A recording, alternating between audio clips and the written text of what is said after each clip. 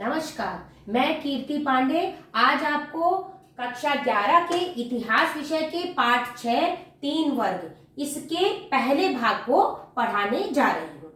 इस पाठ में बच्चों हम 3 सामाजिक श्रेणियों के बारे में पढ़ेंगे। पहली श्रेणी ईसाई पादरी, दूसरी अभिजात वर्ग और तीसरी कृषक। अब इन तीनों श्रेणियों के बारे में जो जानकारी के स्रोत हैं, इतिहास में इन तीनों श्रेणियों के बारे में हम किस प्रकार किन किन स्रोतों से जानकारी प्राप्त करते हैं, इसके बारे में हम देख लेते हैं।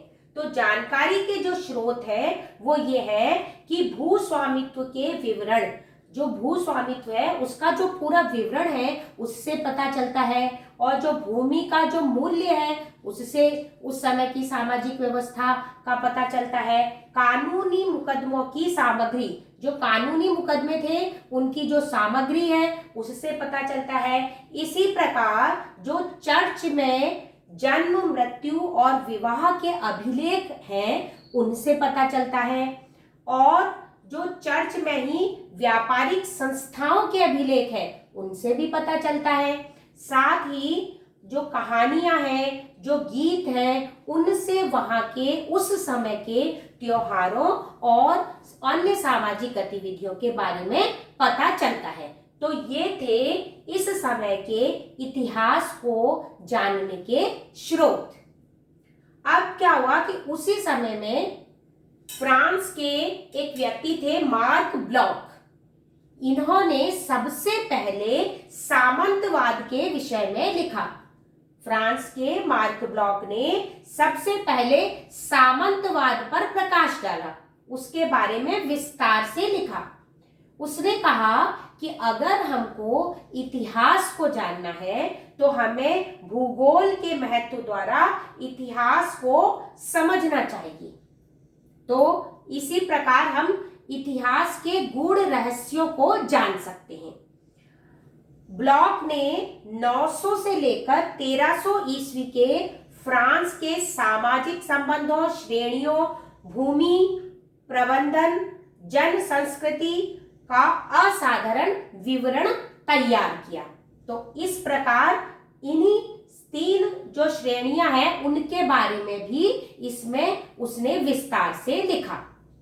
जब बाद में जब नाजीवाद आ गया, द्वितीय विश्व युद्ध हो रहा था, तो उस समय उसकी हत्या कर दी गई थी, तो उसके द्वारा लिखे गए इतिहास पर विराम लग गया, क्योंकि वह जो इतिहास लिख रहा था उसकी हत्या के बाद वह रुक गया, वह नहीं लिख पाया।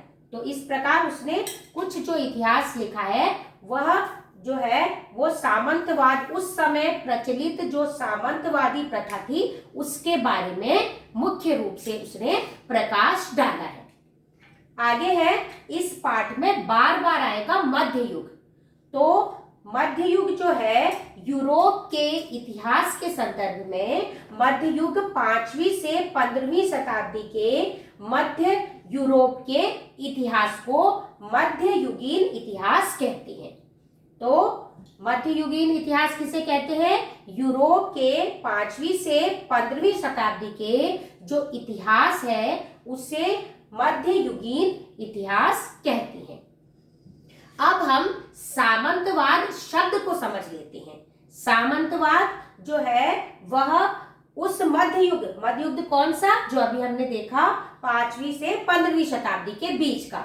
तो सामंतवाद जो शब्द है वह मध्य युग के सामाजिक, आर्थिक, राजनीतिक इन संबंधों को प्रदर्शित करने का एक माध्यम है। इस शब्द से इनको प्रदर्शित किया जाता है उस समय के सामाजिक, आर्थिक, राजनीतिक संबंधों को। यह जो है फ्यूडलिज्म शब्द है, और इस शब्द की उत्पत्ति जर्मनी भाषा के फ्लूड शब्द से हुई है, और इसका अर्थ है एक भूमि का टुकड़ा। फ्यूडलिज्म जो शब्द है वह जर्मन भाषा के फ्लूड शब्द से लिया गया है, जिसका अर्थ है एक भूमि का टुकड़ा। तो यह स्पष्ट हो गया है इस जो सामंतवादी प्रथा थी, इसकी जो शुरुआत हुई थी वो फ्रांस, इंग्लैंड और दक्षिणी इटली में सबसे पहले हुई थी। अब सामंतवाद का जो आर्थिक संदर्भ में सामंतवाद का सबसे अधिक प्रयोग होता है, तो इसमें आर्थिक संदर्भ में यह देखा गया कि जो किसान था वो अपने खेत में काम करता था और वह सामंत मतलब लॉर्ड उसके खेत में भी काम करता था। जब वह उसको श्रम सेवा देता था, मतलब जो काम करता था उसके बदले में कोई पैसा नहीं लेता था, तो कोई भी किसान अपने खेत में काम करता था, लॉर्ड मतलब सामंत के खेत में काम करता था, वह श्रम सेवा देता था और इस श्रम सेवा के बदले में जो लॉर्ड था, जो सामंत था, वह उसे सैनिक सुरक्षा प्रदान करता था। इसी प्रकार जो सामंत था मतलब लॉर्ड था, उसे न्यायिक अधिकार भी मिले हुए थे। तो इसलिए जब उसे न्यायिक अधिकार भी मिले हुए थे, इसीलिए जो सामंत था उसके पास सामाजिक, आर्थिक, राजनीतिक और न्यायिक सभी प्रकार के अधिकार उसे मिल गए थे। तो यह भाग आज समाप्त हुआ।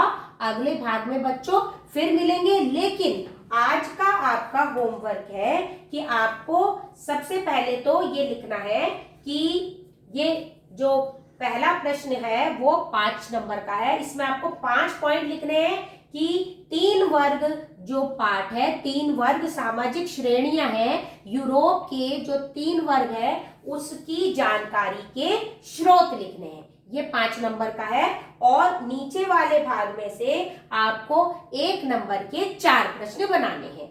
1 नंबर के 4 प्रश्न और 3 वर्ग पाठ के अंतर्गत 3 सामाजिक श्रेणियों की इतिहास में जानकारी के स्रोत बताइए। तो आज का भाग समाप्त होता है, कल फिर मिलेंगे। धन्यवाद।